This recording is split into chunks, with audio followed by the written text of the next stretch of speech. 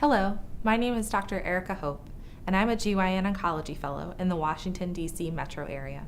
Today, I'm going to be speaking about cervical cancer. Cancer of the cervix is the third most common gynecologic cancer in the United States. It is significantly more common in developing countries that lack access to screening and prevention programs. Human papillomavirus, or HPV, is present in more than 99% of cervical cancers. There are two most common types: squamous cell carcinoma, or cells on the outside of the cervix, which accounts for approximately 70%, and adenocarcinoma, or cells from the inside of the cervix involving the glands, which accounts for 25% of all cervical cancers. Cervical cancer lifetime risk in the United States is less than 1%, and the average age of diagnosis is 48 years. Risk factors for cervical cancer are listed below. Most of them correspond with HPV infection, especially with specific high-risk types of HPV, which are more likely to cause cervical cancer. Dysplasia means abnormal cells and can be an intermediate in the development of cancer. History of sexually transmitted infections such as chlamydia or genital herpes is also a risk factor, as well as immunosuppression, such as patients that have HIV or transplant patients. There are two HPV vaccines available to protect against cervical dysplasia and cervical cancer. The first vaccine, Gardasil, made by Merck, was approved in 2006 for girls aged 9 to 26 and approved for males of the same age in 2009. It protects against HPV types 16 and 18, which account for more than 70% of all cervical dysplasia and cancers, and also HPV types 6 and 11, which cause genital warts. Cervarix is the other vaccine. It's made by GlaxoSmithKline and was approved in 2009, also for girls aged 9 to 26, and protects against HPV type 16 and 18, but not type 6 and 11 like Gardasil. Both have proven efficacy against high-grade cervical dysplasia, which is more likely to progress to cancer, and invasive cervical cancer. Maximum benefit is obtained in people who have not yet been exposed to HPV, so it is recommended to vaccinate prior to the onset of sexual activity or as soon as possible. Some benefit is obtained even after the first sexual encounter, so it is still recommended as a catch-up vaccine up to age 26. Screening for cervical cancer has decreased the incidence and death by up to 70% in the past 50 years. The foundation of screening for cervical cancer in the United States is a pap smear with or without an HPV test. How often the screening occurs is determined by age. Screening should start at age 21. If the pap smear or HPV test is abnormal, your provider may perform a test called a colposcopy. It utilizes a special instrument that magnifies the cervix called a colposcope. A vinegar solution is applied to the cervix that makes abnormal cells stand out under the colposcope, and a biopsy of the cervix may be taken to determine if dysplasia or cancer is present. Early-stage cervical cancer may not exhibit any symptoms, although it could cause vaginal bleeding or discharge. Advanced-stage cervical cancer may cause irregular or heavy vaginal bleeding, bleeding after intercourse, or postcoital bleeding, or a vaginal discharge. Other nonspecific symptoms with advanced disease include pelvic or lower back pain, bowel or urinary symptoms, or pelvic pressure.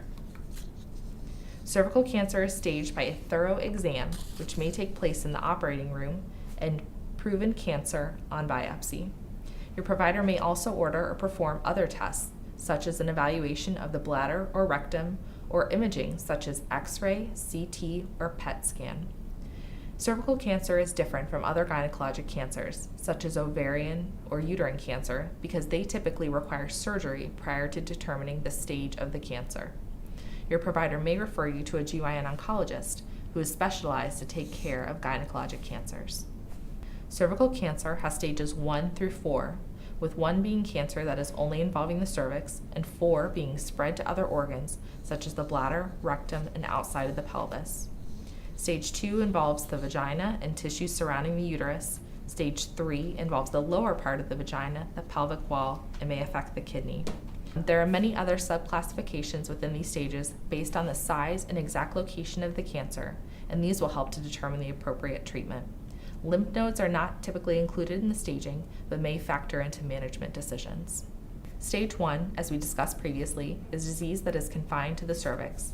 Stage 1 is broken down into Stage 1A and 1B, which are also further subdivided.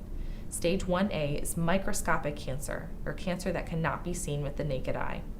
Stage 1A1 is cancer that is less than or equal to 3 millimeters deep into the cervix and less than or equal to 7 millimeters wide. Stage 1A2 is greater than 3 millimeters deep, but less than or equal to 5 millimeters, and still less than or equal to 7 millimeters wide. To put this into perspective, 1 millimeter is the width of the tip of a pencil, 2 millimeters is the tip of a crayon, and 5 millimeters is the eraser end of a pencil. Stage 1B is macroscopic disease, or a disease that is visible to the naked eye, or anything larger that would fit into Stage 1A2. Stage 1B1 is less than or equal to 4 centimeters, and 1B2 is greater than 4 centimeters. Stage 2 involves cancer that is spread beyond the cervix, but is not involving the lower 1/3 of the vagina or the pelvic wall. Stage 2A only involves the upper 2/3 of the vagina and is further subdivided into stages 2A1 and 2A2, with 2A1 being less than or equal to 4 centimeters and 2A2 being greater than 4 centimeters. Stage 2V is spread to the parametria, or tissue surrounding the uterus. Stage 3 involves the lower 1/3 of the vagina, pelvic wall, or causes kidney issues. 3A specifically involves the lower 1/3 of the vagina, but not the pelvic wall. 3B spreads to the pelvic wall and/or blocks the ureters. These are the tubes that connect the kidney to the bladder. The cancer can cause backup of fluid and subsequent enlargement of the kidneys or hydronephrosis, and may cause the kidney to stop functioning. Stage 4 has 4A, which involves spread to nearby organs like the bladder and/or the rectum, and 4B, which involves more distant spread. As squamous cell cancer is the most common, that is what we will generally be speaking about with treatment. Adenocarcinoma can be treated somewhat differently and will not be covered under this discussion.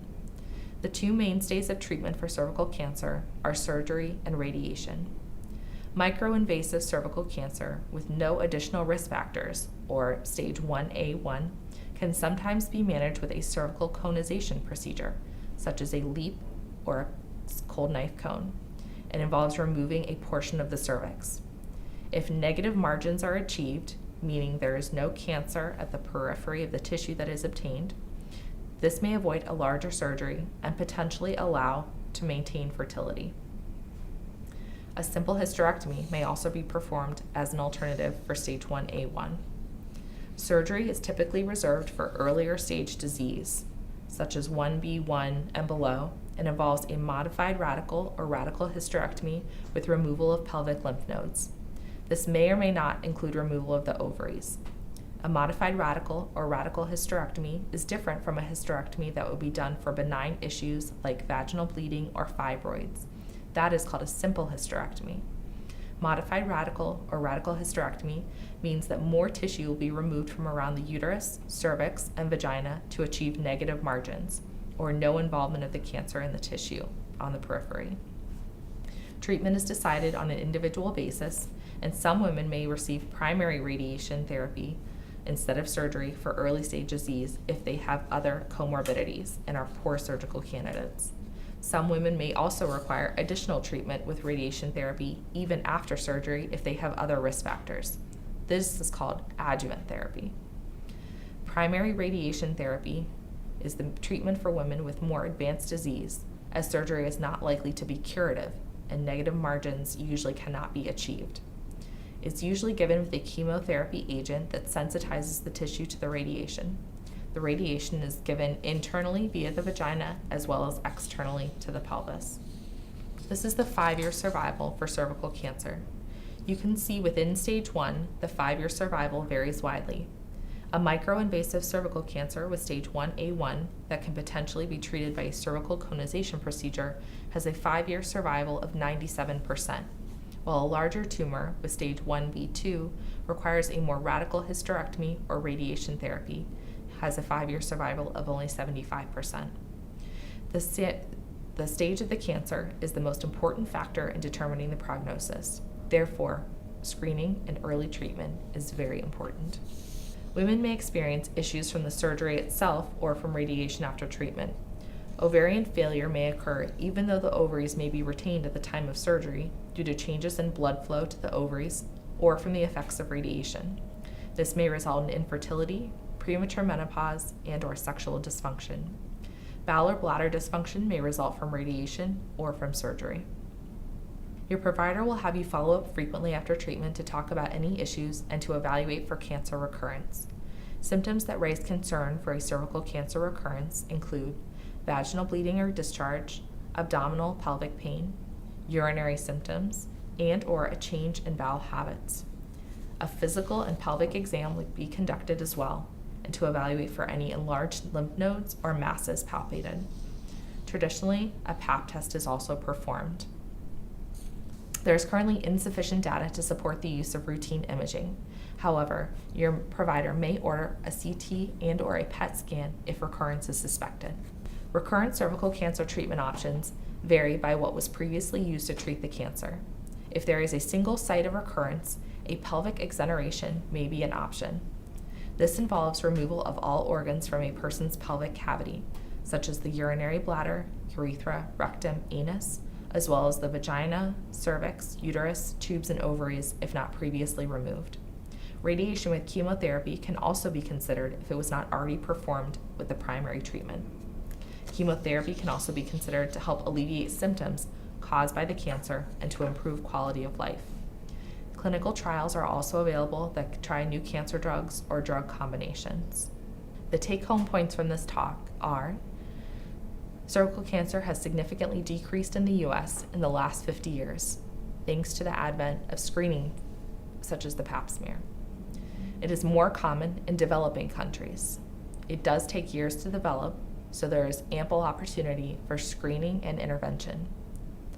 FDA has 2 approved vaccines, Gardasil and Cervarix, which are available for women and boys aged 9 to 26 and have been proven to decrease the rates of cervical dysplasia and invasive cervical cancer.